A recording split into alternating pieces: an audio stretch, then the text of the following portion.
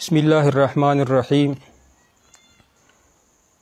د 12 ربیع الاول میاشتې مبارکباد ورکول یو بل ته او په دې میاشتې کې عید میلاد النبی صلی الله علیه و آله وسلم منولو د دې متعلق مختصر مسائل ذکر کوو.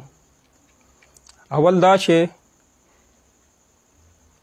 نبی علیه الصلاة والسلام په عشق خلق عید میلاد النبی صلی الله علیه و آله وسلم منو کوي، او چې کم خلق عید میلاد النبی نه منو کوي هغه هم دعوا کوي چې مونږ په عشق د نبی علیه الصلاة والسلام کې هم عید میلاد النبی نه منو کوو، ځکه چې عشق د نبی علیه الصلاة والسلام سره دا دی چې نبی علیه الصلاة والسلام په اقوالو باندې په اعمالو باندې عمل وشي. نو ټولو نه اول هغه خلق چې عید میلاد النبی منو کوي او علماء کرام دي، مشران دي، د هغې چې کم امامان دي هغې سره کم مقتدیان دي، کم پیروکار دي، نو هغه پیروکار د خپلو ملایانو صاحبانو نه دغه سوالونه وکړي او موږ هم دا سوالونه کوو، د دې جوابات یې وکړي لږ شانتې. که جوابات یې ورسره نه وي نو بیا د دغې عمل نه کناره کشي اختیار کړي. اول دا چې نبی علیه الصلاة والسلام د کم عید میلاد النبی چې تاسو منو کوئ دغه کې ثواب دی او که ګناه، نو یقینا ستاسو جواب دا دی چې دې کې ثواب دی. نو بل سوال دا دی چې نبی علیه الصلاة والسلام د دې ثواب نه خبر و او که نه، صحابه کرامو ته د دې ثواب متعلق علم و او که نه؟ جواب دا دی چې یقینا و، چې نبی علیه الصلاة والسلام ته د دې ثواب علم و، نو په کم حدیث کې یا صحابه کرامو په کم اثر کې حکم کړی چې عید میلاد النبی تاسو مناو کوئ. ټولو نه اول دا خبره چې دا کم 12 ربیع الاول دی دا خو زمونږ په یاداشت باندې دا 12 وفات په خلکو مناو، 12 وفات پې ورته 12 وفات. د عید میلاد النبی 12 ربیع الاول ته اوس زمانه کې خلکو دغه نوم ورکړ، هغه ملایانو نوم ورکړ چې هغو په دې میاشتې کې جیبونه ډکیږي، خېټه هم ډکیږي او ټولو نه اول د ربیع الاول د میاشتې مبارکۍ وایي. آیا نبی علیه الصلاة والسلام چې په کومه میاشت کې وفات شوی دی په هغې میاشت کې ته د خوشحالۍ اظهار کوې؟ په هغه میاشت کې ته نبی علیه الصلاة والسلام چې وفات شوی دی په هغه میاشت کې ته یو بل ته مبارکۍ وایې؟ دغه عید میلاد النبی صلی الله علیه وسلم مناو کول پیدایشت نبی علیه الصلاة والسلام دا دین اسلام نه دی، دا محرف دین عیسوي دی.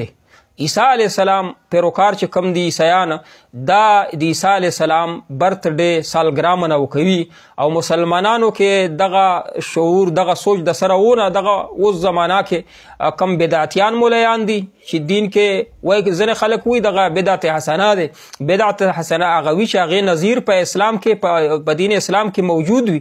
د عید میلاد النبی مناو کولو هیڅ قسم نظیر نشته. بعض خلک دغه اعتراض کوي چې تاسو عید میلاد النبی ته بدعت وایي نو تاسو جلسې و جلوسونه مارچ او دغه نور سیزونه دي دغه مدرسو کې یا پرایویټ کې اجتماع. نو دغه خلکو وایي چې کله انسان ګناه کوي نو ټولو نه اول په عقل باندې اثر کوي، دغه عقل یې کار نه کوي. دا قیاس مع الفارق ته چې کم وسایل مونږ دین اسلام دپاره استعمالو، کم ذریعې او کم وسایل هغې ته مونږ بعینه دین نه وایو، مونږ یو بل مقصد دپاره دغه استعمال کوو.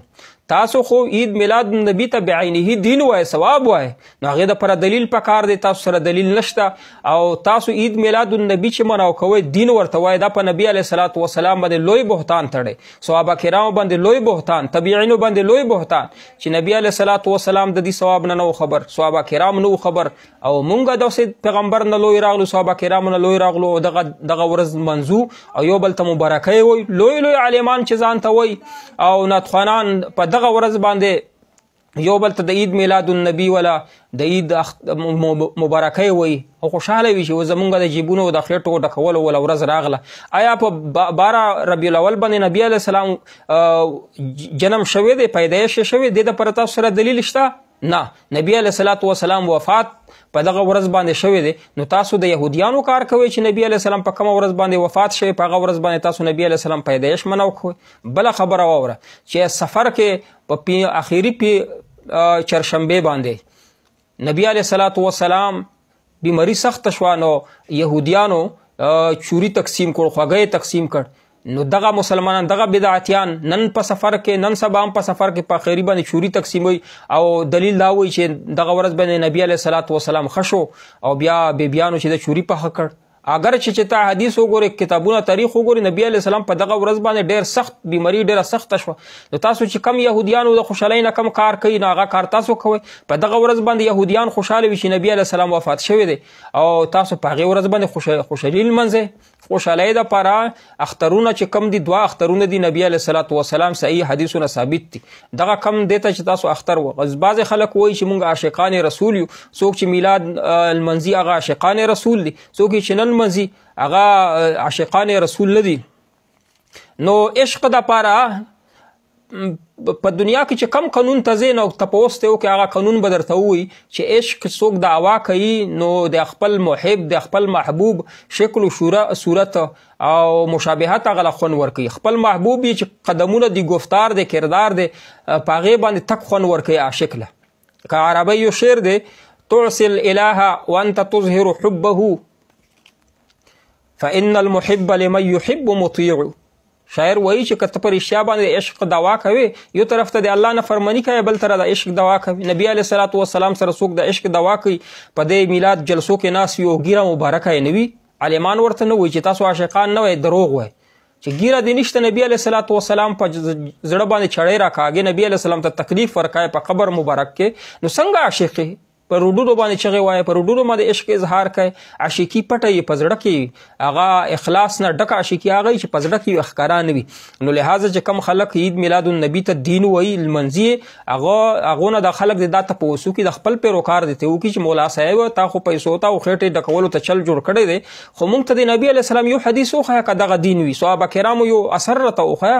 نو چې دین نه دی نو ولې موږ ګناهګار یو ولې پیسو نه مخلص یې په دې ورځ باندې چې ته پیسې ضایع کوې ثواب په نیت پیسې دي هم پیسې ضایع شوې او وخت ضایع شو او ملایانو خو کار کیږي د کم نتخوانان د تاسو بدعتیانو د دوی هم پکې کار کیږي دغه داسې خبرې وایي د سنتو خلاف د قرآن خلاف په دغه ورځ باندې داسې کهانۍ وایي په داسې طرز باندې احادیث او قرآن درته وایي چې هغه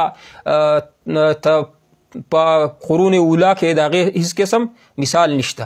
شیعګان د حسین رضی الله وفات ورځ لمانځي یعنې هغې کې محرم کې غږ کوي خفګان اظهار کوي او تاسو یې بدعتیانو چې د نبی علیه الصلاة والسلام د وفات په ورځ باندې نبی علیه الصلاة والسلام میلاد لمانځي. میلاد پیدایش ته ویلی شي تاسو دا ثابت کوئ چې نبی علیه السلام په 12 ربیع الاول باندې پیدا شوی دی. چېرته یو حدیث وښیه یو کتاب نه وښیه تاریخ ولا یو کتاب وښیه 12 ربیع الاول باندې قطعا نبی علیه السلام پیدا شوی او که پیدا شوی بالفرض وي خو نبی علیه السلام دغه ورځ نه لمانځلې ده نه صحابه کرام لمانځلې ده. په دغه ورځ باندې چې څوک عید میلاد النبي لمانځي دغه بدعتیان دي. د دوی جلسې کې څوک شرکت کوي دا هم ګناهګار دي. څوک چې د لرې نه نظره کوي هم ګناهګار دي. چې نږدې نه ورته ناست دي هم ګناهګار دي. هغه دلایل ما ذکر کړ او که څوک ورته ثواب وایي نو لاندې په کومنټس کې خیر دی دلایل ووایي خپلو پیروکارو له هم دلایل ووایي په جوماتونو کې او چې کم وسایل مونږ اسباب اختیار کوو دین دپاره که اجتماع کوو یا مونږ جلسې او جلوسونه کوو ایته بعینه مونږ دین نه وایو مونږ هغه دین دپاره حصول دپاره یو مقصد دی یو ذریعه دی. نو تاسو بعینه ربیع الاول ته میلاد النبي ته دین وایه او د دې مقصد دا دی چې تاسو نبی علیه السلام صحابه کرامو سره په دین کې مقابله کوئ چې هغه نه خبرو مونږ خبرو